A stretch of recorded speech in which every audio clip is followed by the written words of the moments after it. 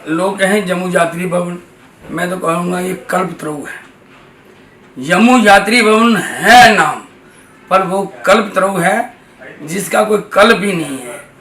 जहाँ जो जाता है भगवान उसे सुख देता है, सुख में ही रहता है। जम्मू में नहीं, अब उसका पूरे भारतवर्ष में जम्मू यात्री भवन का नाम है। और भारतवर्ष में ही नहीं, पूरे विश्व से लोग आते हैं और हरिद्वार में जम्मू यात्री भवन में रहते हैं। और पुराने जितने भी आश्रम वहाँ हैं, हमें बड़ी खुशी है, सब जगह सेवा होती है। मगर एक मैं आपसे कहूँ, अगर कोई बस स्टैंड उतरता है, किसी को पूछता है जम्मू यात्री भवन जाना है, तो रिक्शे वाला, ऑटो वाला तुरंत वहाँ ले आता है। अगर रेलवे स्टेशन उतरता है तो तुरंत ले आता है। अगर कोई हवाई जहाज से आता है तो वहाँ भी वो ले आता है, वहाँ पूछने की जरूरत नहीं। ये भगवान की ही बड़ी कृपा है कि जम्मू वालों का नाम पूरे भारतवर्ष में नहीं, पूरे विश्व में जम्मू यात्री भवन से हो रहा है। और जो लोग वहाँ जाते हैं उन्हीं की जुबानी आप पूछें कि जम्मू यात्री भवन को उनको सुख प्रदान क्या होता है। वहाँ रोज रुद्राभिषेक हुआ जा करता है और रोज वहाँ हवन होता है, नौग्रह देवताओं की पूजा होती है, सुबह भगवान की मंगल आरती होती है, भगवान के बाद शाम को गंगा मैया की आरती और भजन कीर्तन वहाँ होता है। और सुबह से लेकर शाम तक, सुबह सुबह जो नाश्ते में चाय और नाश्ता जो है पूड़ी आलू, जिस ढंग का किसी का मन हो उस ढंग से मैं दूसरे दिन की व्यवस्था बनाते हैं। दिन को 1 बजे साधुओं के बाद आम लोगों का भोजन होता है, प्रसाद होता है। फिर उसके बाद 4 बजे चाय होती है। फिर शाम भोग लगने के बाद 8:30 बजे फिर प्रसाद होता है। और प्रसाद आप जैसे अपने घर में खाते हो ऐसे ही आपको वहाँ प्रसाद मिलता है। हम अपनी जुबानी नहीं कहेंगे, जो लोग वहाँ जाते हैं उस प्रसाद का अनुभव वो लोग कहेंगे। और कई लोगों को भगवान ने बहुत से अनुभव दिए हैं। और जो हमारे यहाँ भगवान हैं, राधा कृष्ण हैं, वो स्वयं आए हैं। किसी ने प्रेरणा नहीं की लाने के लिए, वो स्वयं यहाँ आए हैं। बने थे वो किसके लिए? अमेरिका जाने के लिए। पूजपाद हमारे जो ट्रस्टी प्रधान हैं पवन शास्त्री जी, जब उन्होंने कहा ये जम्मू यात्री भवन तो बनाना है, कोई बोलेगा महीना में रहूँगा, 1 महीना मैं रहूँगा, तो उन्होंने बोला ये तो काम नहीं होगा। 1 महीना आप रहोगे, 1 महीना वो रहेगा, 1 महीना वो रहेगा, काम कैसे होगा? हमें वो चाहिए जो जहाँ काम भी कराए और बरकत भी डाले। तो उन्होंने पूछा वो कौन होता है, कौन होगा? उन्होंने बोला पहले हम भगवान को यहाँ लाएं। जब भगवान जहाँ आ जाए तो सारे कार्य अपने आप सफल हो जाएं। क्योंकि शास्त्री जी की जीवा पे सरस्वती का वास है, वो सरस्वती ही सारे कार्य कराती है उनसे। तो उन्होंने बोला ये कहाँ? उन्होंने बोला जयपुर में चलिए। तो वो जयपुर में गए। पूरे जयपुर में उन्होंने हर जगह मूर्ति के लिए गए।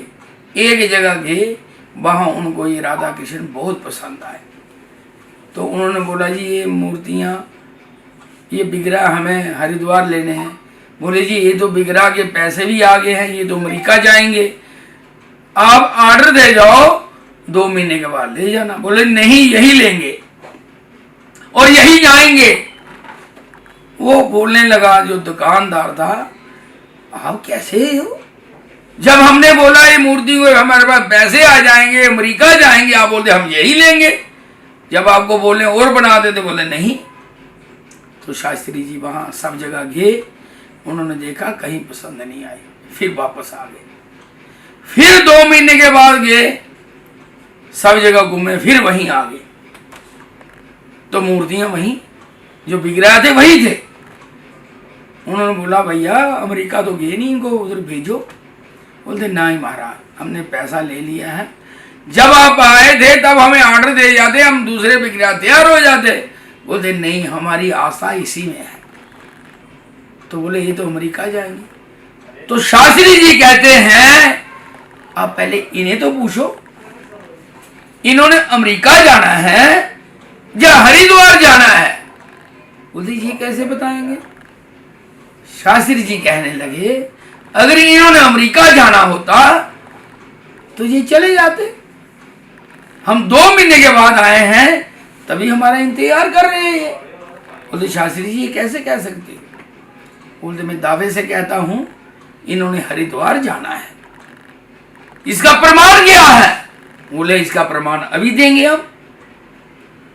2 बच्चे स्कूल के जा रहे थे, उसमें एक चिट्ठी लिखी कि मैं हरिद्वार जाना चाहता हूं। एक में लिखा कि मैं अमेरिका जाना चाहता हूं, एक में अमेरिका जाना चाहता हूं, एक में लिखा गया हरिद्वार जाना। बोले इसका क्या? बोलते लिखी इन्होंने, अब उन्हीं की बच्ची बुलाई, वो दोनों चिट्ठियां भगवान के चरणों में छोड़ दी।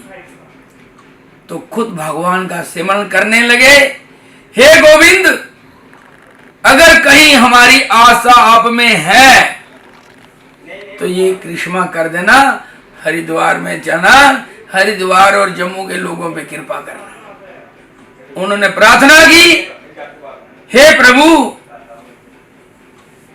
हे गोविंद, हे गोपीनाथ, हे मदन मोहन, हे श्याम सुंदर, हे दामोदर, अगर हम सच्चे हृदय से आपको बुला रहे हैं तो आप जरूर आना। तो तब उन्होंने दोनों पर्चियां वहां रख दी, तो उन्हीं की बच्ची को बुलाया। जब बच्चा वहां 2 पर्चियां पड़ी हैं, एक उठा के लाओ। जब वो पर्ची उठा के लाए तो उसमें लिखा था कि मैं हरिद्वार जाना चाहता हूं। बोलो गोविंद भगवान की, मैं हरिद्वार जाना चाहता हूं। तो जब मूर्तियों वाला था उसको ये पर्ची देखी उसने, वो रोने लगा। बोलता तभी तो कहूं, 1 साल से ये मैंने विग्रह बना के रखे हैं, उनको मैंने 10 बार फोन भी किया कि आपके विग्रह तैयार हैं, आप ले जाओ, तो लेने नहीं आए। तो इनको जाना तो बोला पैसे, बोलते अब मैं पैसे नहीं लूंगा। जब स्वयं भगवान हरिद्वार जाना चाहते हैं तो मैं आपसे पैसे कैसे लूं? तो शास्त्री जी कहने लगे, मैं बिना पैसे के वहां नहीं ले जाऊंगा। आपकी जो मिन्नत है, मजदूरी है, वो मैं दिए बिना नहीं जाऊंगा, क्योंकि किसी का मन बीच में नहीं रहना चाहिए।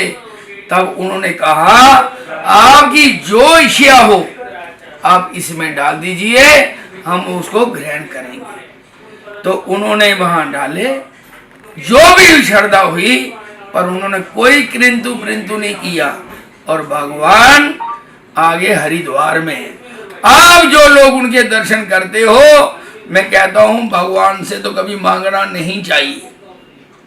मांगोगे तो उतना ही मिलेगा, नहीं मांगोगे तो अनकोट मिलेगा। जहां स्वयं भगवान आए हो तो हमें उसे कैसे जम्मू यात्री बन बोले? हम उनसे कल्प तरह बोलेंगे। जहां वो जो सेवा करेगा वो अनंत गुना पाएगा। कहते हैं जो दे गया वो सब कुछ ले गया, जो जोड़ गया वो सब कुछ छोड़ गया। तो देने वालों की कमी नहीं, लेने वालों की कमी नहीं।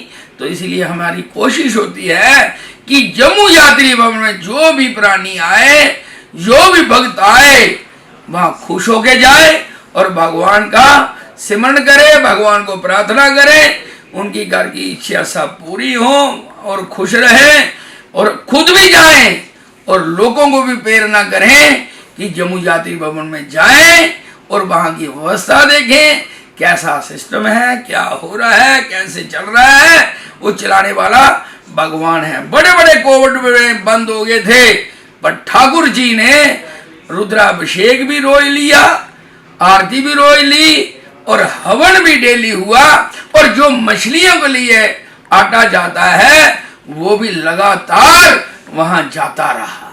तो इसलिए जो लोगों का पैसा जम्मू यात्री भवन में लगता है वो सत्कर्म पर लगता है। एक एक पैसा लोगों का सत्कर्म पर लगता है।